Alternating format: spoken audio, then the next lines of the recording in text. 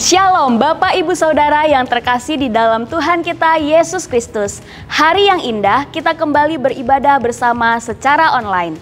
Firman Tuhan di dalam Mazmur 150 ayat 6 berkata, "Biarlah segala yang bernafas memuji Tuhan. Haleluya." Mari Bapak Ibu Saudara kita siapkan hati dan pikiran untuk beribadah. Selamat beribadah, Tuhan Yesus memberkati. Shalom. Selamat datang di keluarga masa depan cerah Gereja Kristen Perjanjian Baru Fajar Perdamaian Bogor. Anda bukan orang asing di sini, karena kita adalah satu keluarga di dalam Kristus. Ibadah ini, kita mau menjadikan Yesus sebagai pusat hidup kita. Biarlah semua ibadah kita hanya untuk memuliakan Tuhan saja. Haleluya. Sesuai dengan amanat agung Yesus Kristus, kita melakukan pemuridan untuk setiap anggota gereja. Semua yang melayani dalam gereja kita harus mengikuti pemuridan. Kedua paket pemuridan dalam gereja kita, yaitu dasar kekristenan atau DK dan hidup berjemaat atau disingkat dengan HB. Kami menganjurkan saudara-saudari untuk mengikuti pemuridan ini dan pasti akan bertumbuh dan diberkati. Sebagai gereja sel, kami menyelenggarakan kelompok-kelompok kecil. Supaya apa? Supaya kehidupan kekristenan kita bukan hanya sebagai suatu acara saja, tapi kekristenan adalah komunitas yang saling membangun satu dengan yang lain, atau biasa kita sebut dengan kesan kelompok saling memperhatikan. Selamat datang dan selamat beribadah dengan sukacita. Tuhan Yesus memberkati.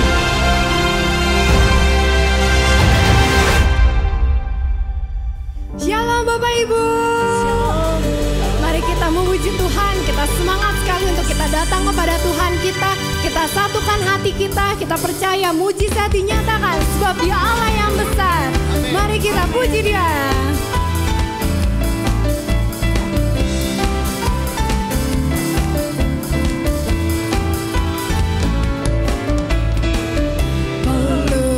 Cakrawala merangkai jagat raya, pencipta alam semesta,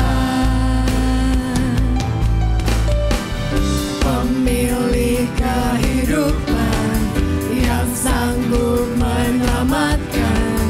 Dialah jalan kebenaran. Kami rindukan kuasa lawakanmu, kebangkitan pasti terjadi.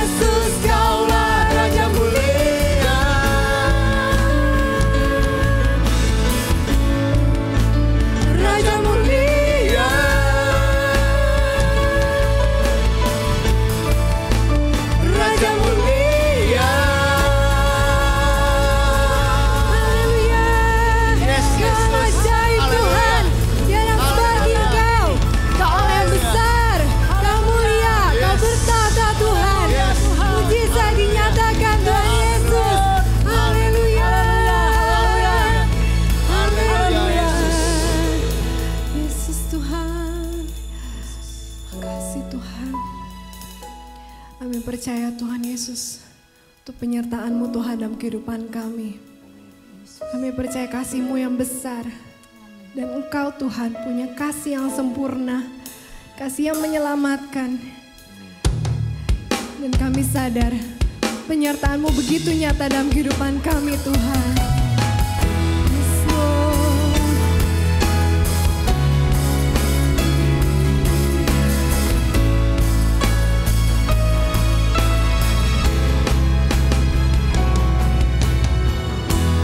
Ku sadari setiap saat Kau ada di sisiku. Ku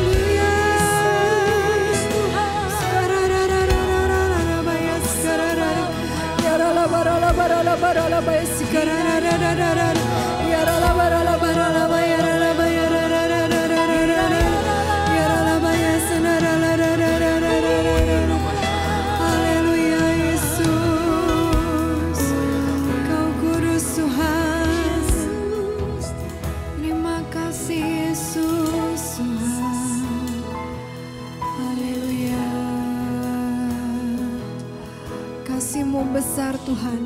Kasih-Mu yang membuat kami memuji Engkau, menyembah Engkau Tuhan. Terima kasih Tuhan Yesus, kami bersyukur Tuhan. Dan saat ini Tuhan kami rindu Tuhan untuk mendengar firman-Mu.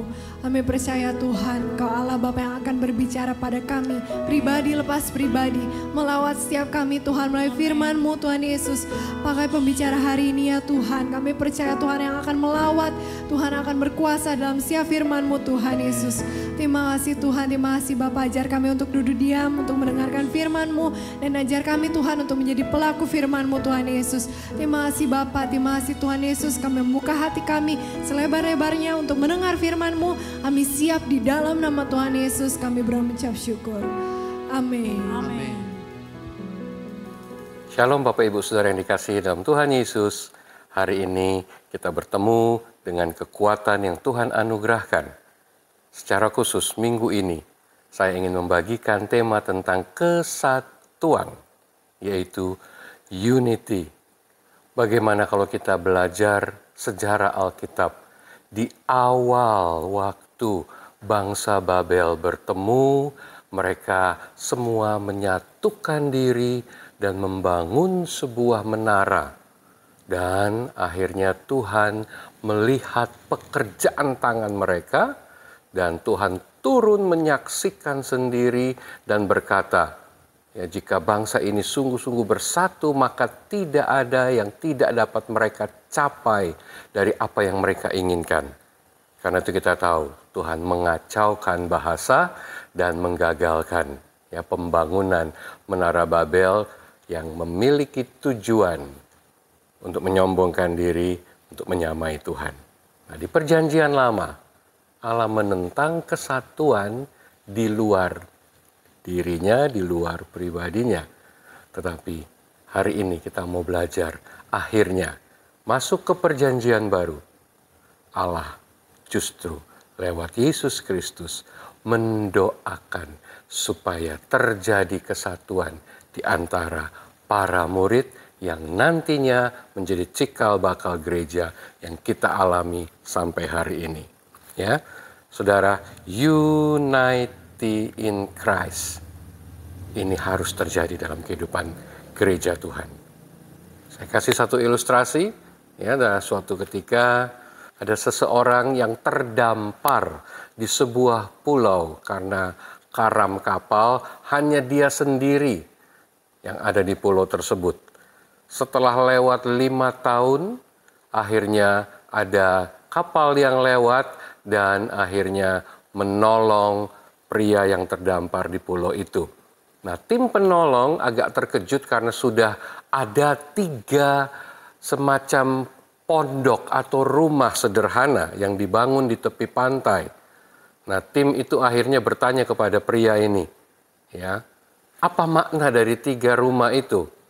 Padahal Bapak hanya ada sendiri di pulau ini. Nah, Bapak ini mulai menjelaskan, oh, kalau yang paling ujung itu rumah saya. Kalau yang di sebelah rumah saya itu gereja saya. Nah, yang paling ujung lagi itu gereja saya yang dulu. Nah, mungkin saudara bisa ketawa ya. Hanya seorang diri tetapi memiliki 2 gereja di pulau tersebut. Artinya Bapak Ibu Saudara, kita ini nggak butuh konflik dengan orang lain. Kita ini nggak butuh ada sesuatu yang membuat kita emosi, marah, dan memisahkan diri.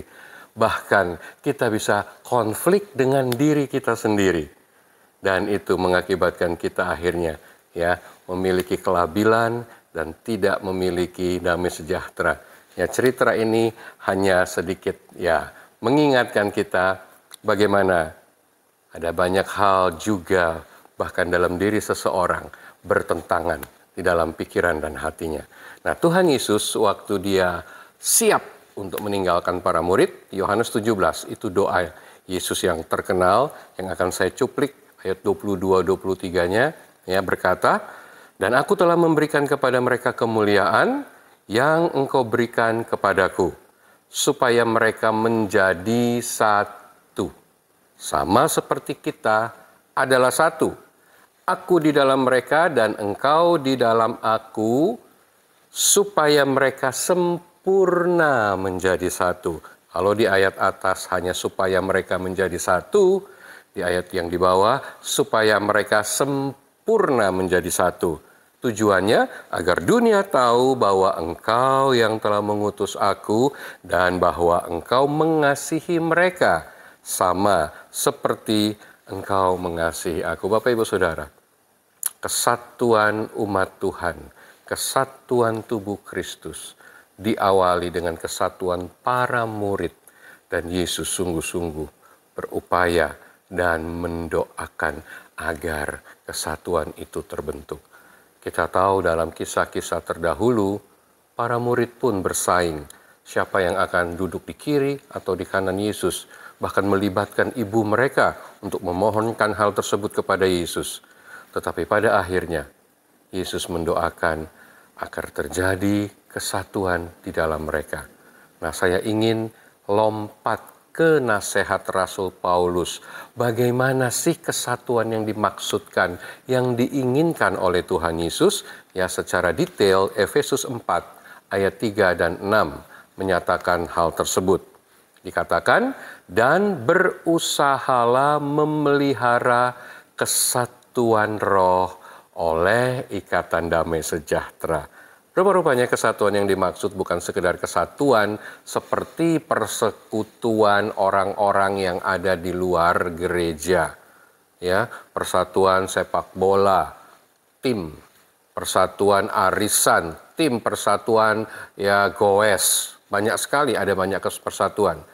Itu hanya persatuan minat, kesukaan, hobi, tetapi tidak melibatkan kesatuan yang sesungguhnya yang dimaksudkan oleh Tuhan, yaitu kesatuan roh.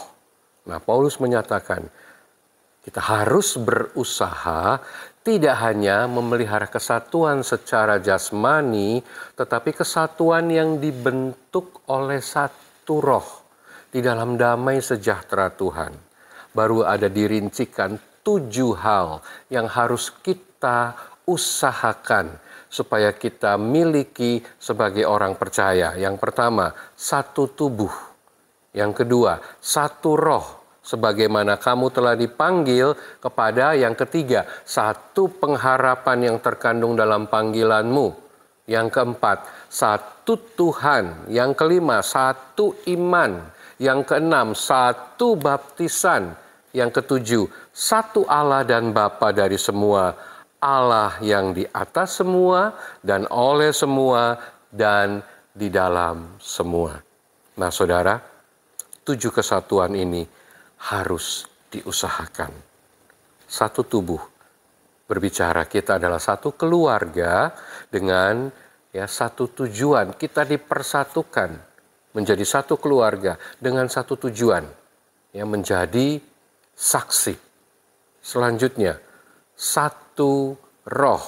Kita semua mempunyai Roh Kudus yang sama, yang menjadi sumber kekuatan, yang menggerakkan kita, dan yang juga mengatur tubuh kita.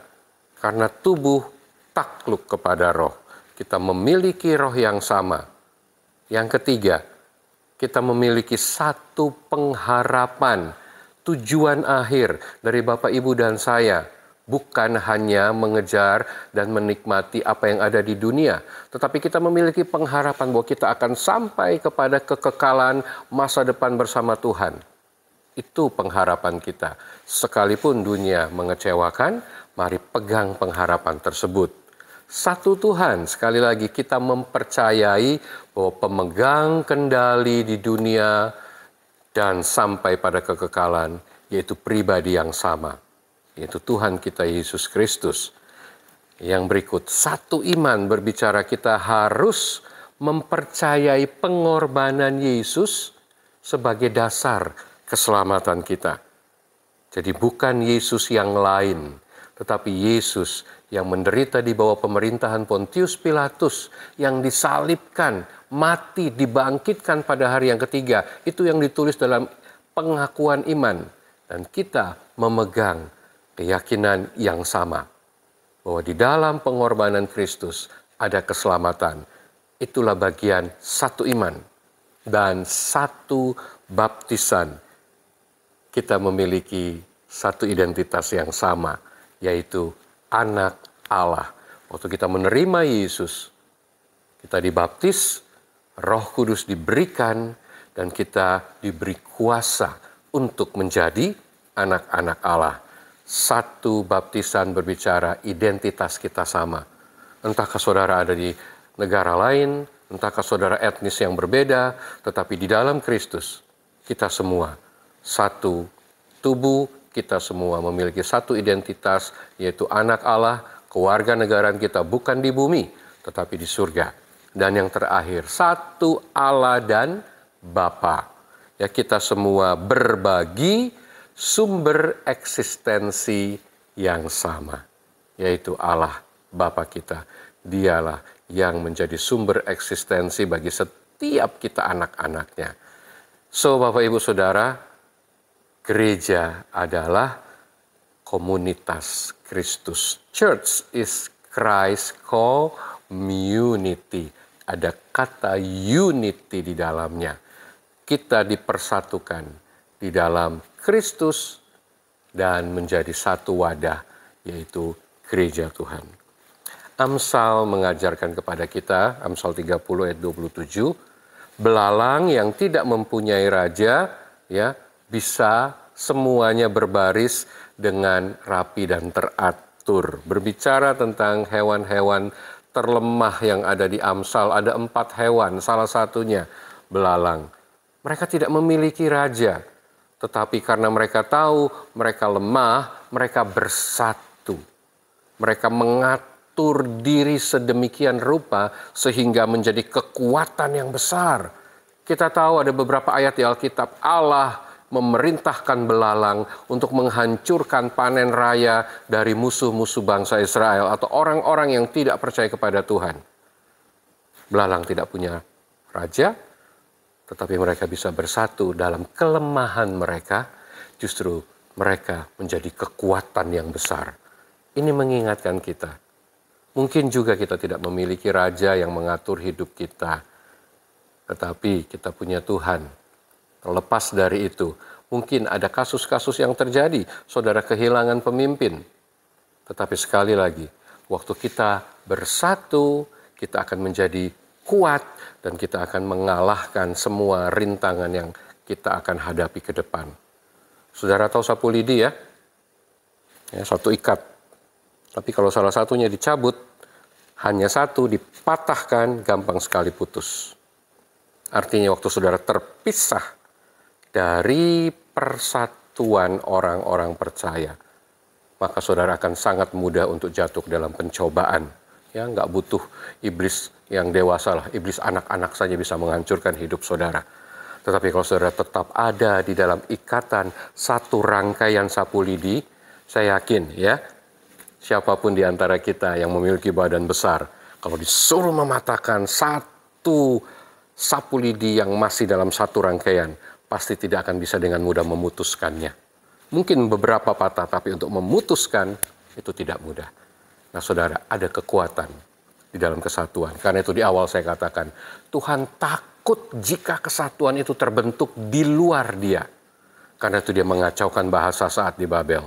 Tetapi sekarang, waktu kita sudah menjadi bagian dari anak-anaknya, dia mau kita dipersatukan. Supaya tujuannya, dunia mengenal, mengetahui siapa dia, siapa Yesus yang Allah utus. Supaya sungguh-sungguh lewat kesatuan kita, Tuhan dinyatakan lebih lagi. Tujuan Allah untuk menjangkau dunia benar-benar dapat dikerjakan lebih efektif lagi. Oke saudara, lebih lanjut. Ya, di screen saya kasih gambar, di situ ada beberapa bahan untuk membuat kue, ya, telur, tepung, ya mungkin ada maizena, ada kayu manis dan sebagainya. Kalau bahan-bahan ini tetap terpisah satu sama lain, saya yakin ini tidak akan nikmat untuk dirasakan. Ada di sini yang suka makan tepung tanpa diolah, itu akan menyulitkan ya. Atau makan telur mentah, itu juga akan menyulitkan. Nah, semua bahan terbaik yang sudah dipilih ini, jika seorang ibu atau ya ahli kue ingin membuat, minta maaf, semua bahan terbaik ini harus disatukan, diaduk, dan menjadi sebuah adonan. Baru dia bisa dibakar dan akhirnya menjadi sajian kue yang sangat lezat. Nah saudara, kita memiliki keunggulan masing-masing.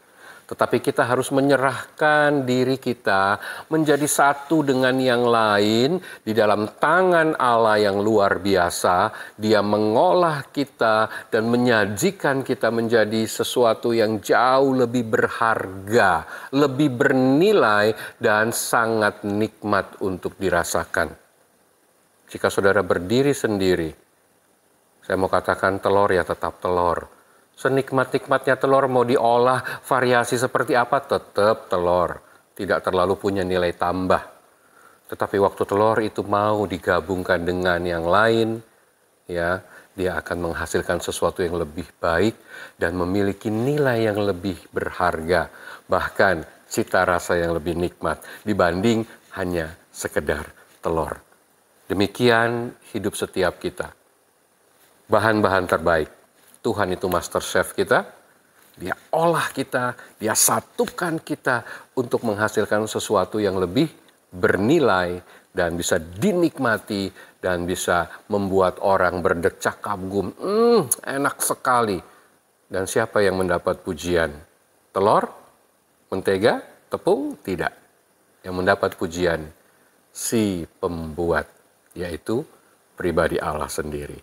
Nah karena itu, kita harus merelakan diri kita untuk masuk dalam persekutuan, dihancurkan, disatukan. Tetapi ada sesuatu yang lebih baik, yang bernilai, yang akan dihasilkan dari persekutuan tersebut. Di dalam surat Tesalonika, Paulus berkata, karena itu, nasihatilah seorang akan yang lain dan saling membangunlah kamu seperti yang memang kamu lakukan. Selama ini sudah dilakukan, tetapi mari terus lebih lagi saling menasehati dengan tujuan untuk terus membangun satu terhadap yang lain. Jangan pernah meremehkan, jangan pernah merendahkan satu terhadap yang lain. Karena sekali lagi, kunci untuk terbentuknya sebuah kesatuan. Kalau di ayat kedua dikatakan kita harus memiliki kerendahan hati. Sebelum sampai ke sana, kode etik dalam sebuah pertempuran dikatakan bagi semua prajurit ya dilarang meninggalkan teman yang terluka sendirian. Kalau dalam pertempuran ada yang tertembak tetapi dia belum mati, kita yang masih sehat wajib mengangkat, menyelamatkan teman tersebut. Jangan tinggalkan dia sendirian. Itu kode etik di dalam sebuah kesatuan ya, ketentaraan. Kita diajar untuk tetap menolong sekalipun dia berat, harus dibopong, harus dipikul, tetapi itu bagian yang harus dikerjakan sebagai rekan di dalam satu tim yang terlibat di dalam sebuah pertempuran. Nah saudara, untuk memelihara usaha agar terbentuknya sebuah kesatuan, ya dikatakan, mari pelihara kesatuan roh oleh ikatan damai sejahtera. Nah kesatuan roh ini tidak dapat diciptakan melulu atau upaya manusia seorang diri. Harus ada keterlibatan roh. Waktu kita menjadi satu di dalam Kristus Yesus, maka rohnya menyatukan kita. Kita tidak dapat mengupayakan hal tersebut sendirian. Ya.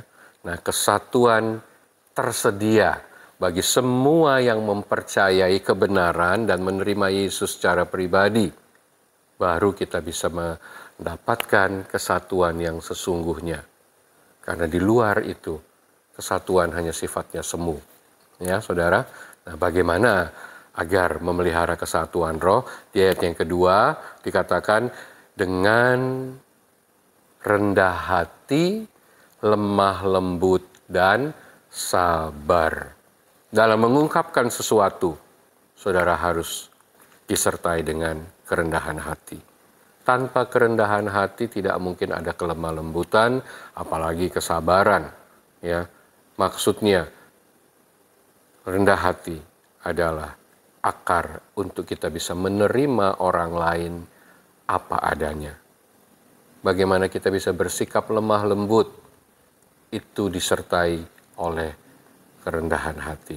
Karena sekali lagi, tanpa kerendahan hati, kita condong menjadi pribadi yang kaku, keras, dan saklek.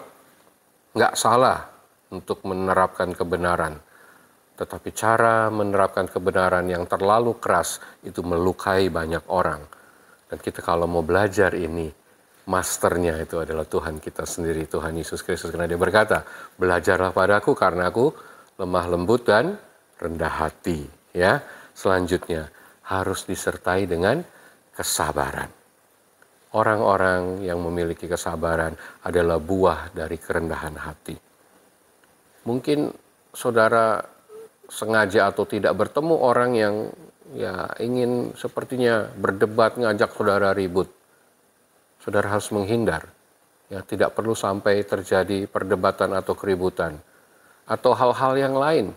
Semua harus dilandasi oleh kerendahan hati, sehingga saudara bisa tetap lembut, tetap bisa sabar menghadapi semua tekanan tersebut.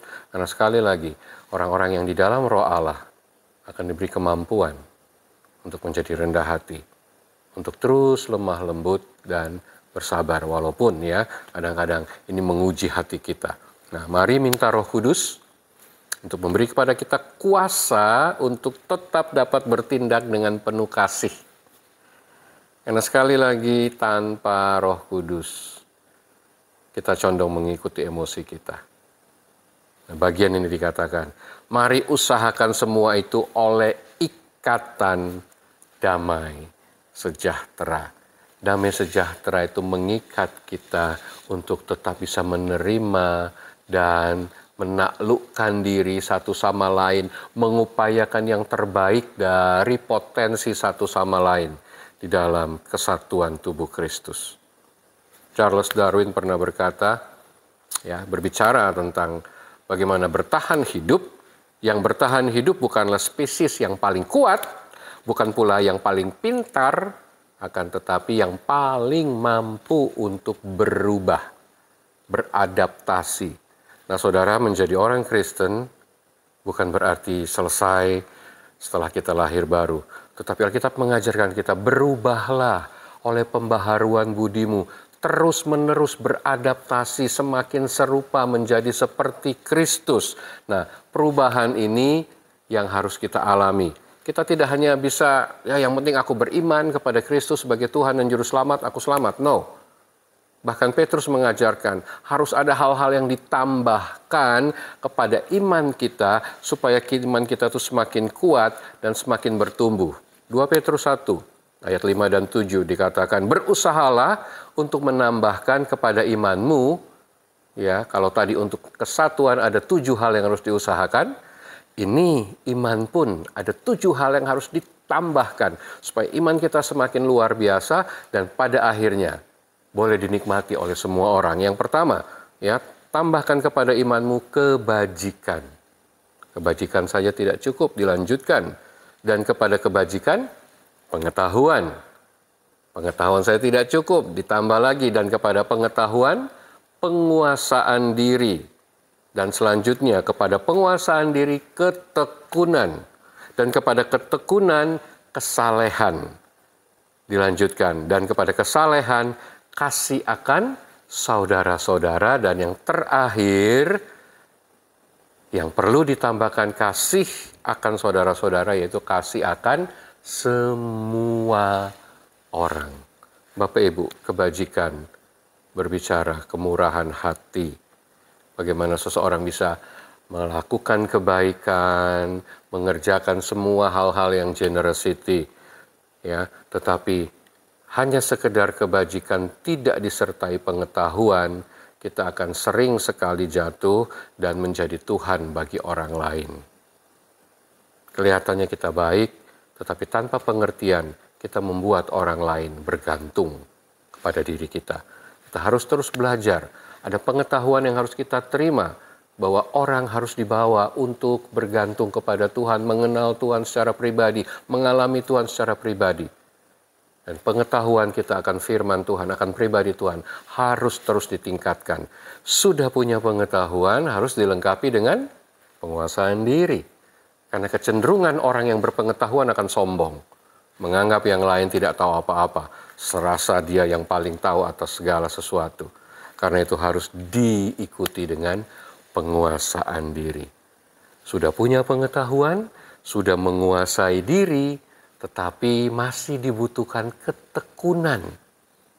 Ya, karena ada banyak orang sulit untuk tekun mengerjakan hal-hal yang sederhana, terus-menerus konsisten, itu sulit. Ya, buktinya kita untuk saat teduh aja harus berjuang. Untuk setia memiliki waktu doa yang rutin kita harus berjuang. Itu ketekunan. Mari biarlah kita menjadi pribadi-pribadi yang tekun mengerjakan semua ya hal-hal yang membangun kerohanian dan menguatkan iman kita. Sudah tekun harus ditambah dengan kesalehan. Jangan sampai ketekunan kita berbalik membuat orang lain terhakimi dan kita mulai membanding-bandingkan. Kamu kurang tekun, puasamu nggak bener, jam doamu nggak bener. Ya, kesalehan adalah tidak membandingkan diri dengan orang lain, tetapi melakukan segala sesuatu secara pribadi dan dinikmati secara pribadi, tidak untuk dipamerkan. Hal-hal yang rohani itu sifatnya pribadi, bukan untuk diumbar dan akhirnya merasa lebih baik dari orang lain. Nah, untuk kesalehan, kasih akan saudara-saudara. Bentuk akhir dari kesalehan, kita memiliki kasih untuk saudara seiman.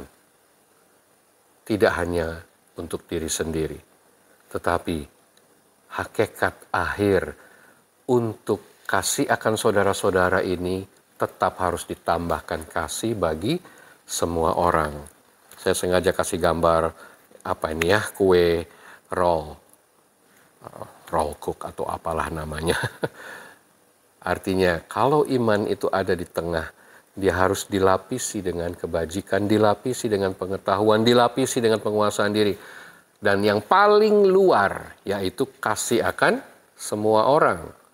Saudara mengatakan saudara mengimani Yesus adalah Tuhan dan Juru Selamat. Hanya di dalam Dia ada keselamatan. Saat itu saudara menjadi pribadi yang dimerdekakan. Tetapi tahukah saudara, ujung dari iman saudara, Tuhan juga mau saudara mengasihi orang lain. Menyampaikan kebenaran bagi orang lain. Dan membawa mereka mengalami kasih Kristus seperti yang saudara alami. Jadi kita harus melengkapi, menambahkan ketujuh hal ini di dalam iman kita. Terakhir, esensi dari pelayanan, yang langkah pertama yang harus kita ambil, yaitu justru melupakan diri kita sendiri. Dalam kesatuan yang paling penting, kita mendahulukan orang lain. Yang sering menyebabkan perpecahan kalau kita sudah mulai mendahulukan diri kita sendiri. Dalam melayani, hal ini harus ditinggalkan. Kita harus melupakan diri kita dan lebih memprioritaskan orang lain. Dan terus-menerus memikirkan apa yang Tuhan kehendaki, supaya kemuliaan terus kita persembahkan hanya bagi Tuhan. Itu yang Tuhan kehendaki. Mari kalau kita berdoa, minta kiranya perilaku setiap kita dalam pelayanan itu menggambarkan kesatuan dari Allah Bapa, Allah Anak, dan Allah Roh Kudus. Ya, biarlah Tuhan memenuhi kita dengan buah roh ini agar dapat mengasihi sesama sebagaimana Tuhan mengasihi mereka. Tuhan memberkati saudara, tetaplah di dalam kesatuan, saling mendahulukan satu dengan yang lain, tetap kuat di dalam pengharapan, 7 hal yang harus diupayakan, satu roh, satu iman, satu tubuh, satu pengharapan, ya, satu Tuhan dan satu Bapa. Semuanya itu biarlah terus menjadi bagian dalam hidup kita. Dan mari terus bangun iman kita di dalam 7 hal yang sama tadi, ya, kebajikan, pengetahuan, penguasaan diri, ketekunan, kesalehan, kasih akan saudara-saudara, dan kasih akan semua orang. Tuhan memberkati dan jadilah kuat di dalam kesatuan. Amin. Bapa, kami mengucap syukur, beri kami kerendahan hati, kelemah lembutan, kesabaran untuk menerima dan tetap bersatu di dalam kasih-Mu, dilingkupi dalam damai sejahtera-Mu. Sehingga kami boleh kuat menghadapi segala situasi, menopang seorang terhadap yang lain, dan terus mengandalkan Engkau sebagai pribadi yang menyatukan kami. Dalam nama Tuhan Yesus kami bersyukur. Amin. Ya, terima kasih untuk pembicara pada hari ini atas firman Tuhan yang dibagikan. Kita sangat diberkati oleh firman Tuhan. Dan saat ini kita juga waktunya untuk memberikan persembahan. Kita memberikan yang terbaik, boleh kita sambut dengan tepuk tangan. Oke, saya bacakan di ayat Lukas 6 ayat 38. Berilah dan kamu akan diberi suatu takaran yang baik, yang dipadatkan, yang digoncang dan yang tumpah keluar akan dicurahkan ke dalam ribaanmu. Sebab ukuran yang kamu pakai untuk mengukur akan diukurkan kepadamu. Mari kita memberikan persembahan dengan sukacita, kita bersatu dalam doa. Tuhan Yesus yang baik, terima kasih untuk firman Tuhan, terima kasih untuk pemeliharaan Tuhan. Sekarang kami ingin memberikan Tuhan dari apa yang sudah Tuhan berikan kepada kami. Kami ingin berikan yang terbaik Tuhan. Kiranya Engkau yang kuduskan, Engkau yang sucikan Tuhan. Engkau yang berkati Tuhan setiap persembahan ini Tuhan. Biar semuanya membawa kemuliaan hanya bagi nama-Mu Tuhan Yesus. Terima kasih Tuhan, dalam nama Tuhan Yesus kami berdoa. Amin.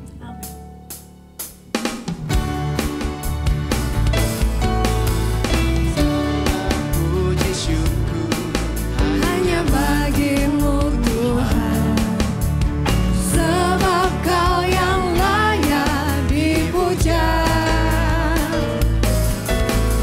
Kami mau bersorak, tinggikan nama-Mu. Haleluya.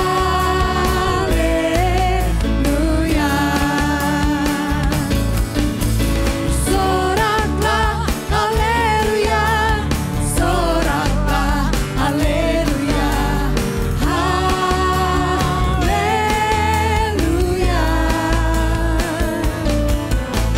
Soraklah, haleluya. Soraklah, haleluya.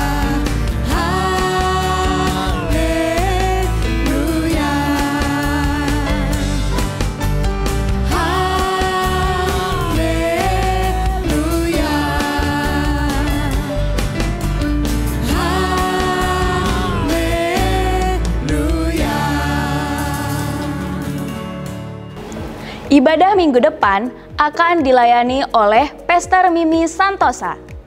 Ibadah dilaksanakan secara hybrid. Ibadah online dimulai hari Sabtu pukul 5 sore melalui YouTube channel MDC Bogor Online. Ibadah onsite dimulai hari Sabtu pukul 5 sore dan hari Minggu pukul 9 pagi. Setiap ibadah onsite disertai dengan ibadah anak. Jadwal kegiatan doa selama 1 minggu ke depan dapat Bapak Ibu Saudara perhatikan di layar.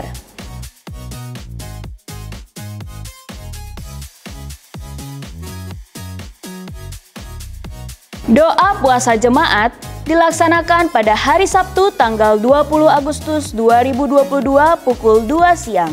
Setiap pelayan wajib mengikuti doa puasa jemaat ini. Mari Bapak Ibu Saudara, kita tetap tekun di dalam berdoa. Kesan dilaksanakan secara hybrid, onsite, dan online.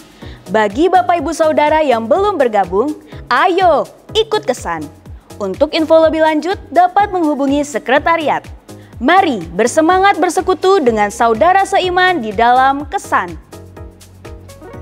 Bagi Bapak Ibu yang memiliki putra dan putri usia balita hingga 6 SD dapat mengajak putra dan putrinya untuk mengikuti ibadah anak yang dilaksanakan secara online dan onsite. Untuk info lebih lanjut, silakan Bapak dan Ibu menghubungi Kasari dan Kasilia dengan nomor yang tertera di layar. Berita duka, telah berpulang ke rumah Bapa di sorga, almarhum Bapak Sutikna Mulyawan, ayah dari Ibu Yenlan dan Bapak Cencen, kesan Ibu Yanti pada hari Minggu 7 Agustus 2022 dan telah dimakamkan pada hari Rabu 10 Agustus 2022. Telah berpulang ke rumah Bapa di sorga, almarhum Bapak Irwanto, suami dari Ibu Lise, pada hari Rabu 10 Agustus 2022 dan telah dimakamkan pada hari Sabtu 13 Agustus 2022. Telah berpulang ke rumah Bapa di sorga, almarhum Bapak Timotius Wahyu, suami dari Ibu Wawah, kesan Bapak Eka dan Ibu Liu, pada hari Kamis 11 Agustus 2022 dan telah dimakamkan pada hari Kamis 11 Agustus 2022. Segenap keluarga Masa Depan Cerah mengucapkan turut berbelasungkawa dan kiranya kasih serta penghiburan dari Allah Bapa selalu ada bagi keluarga yang ditinggalkan.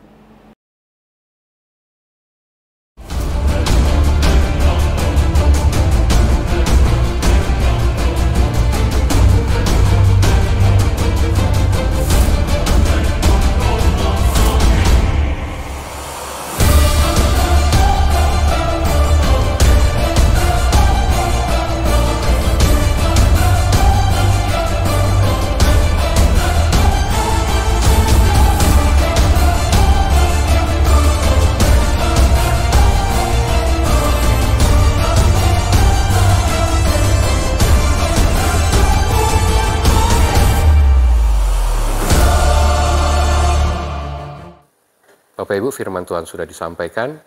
Mari tinggal dalam kesatuan, saling menasehati dan terus saling membangun supaya Kristus semakin dinyatakan lewat kesatuan kita, lewat gereja Tuhan.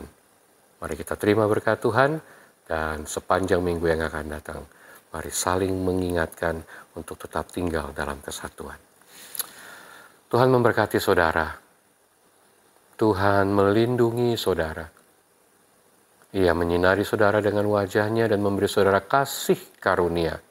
Ia menghadapkan wajahnya kepada saudara dan memberi saudara damai sejahteranya. Ingatlah, tinggallah dalam kesatuan karena Yesus mendoakan untuk saudara tetap di dalam kesatuan agar Dia semakin ditinggikan, semakin dinyatakan karyanya atas dunia, semakin efektif, dan kita akan dengan sukacita menanti kedatangan yang kedua dalam damai sejahteranya. Dalam nama Tuhan Yesus, semua yang diberkati mari katakan, amin, amin.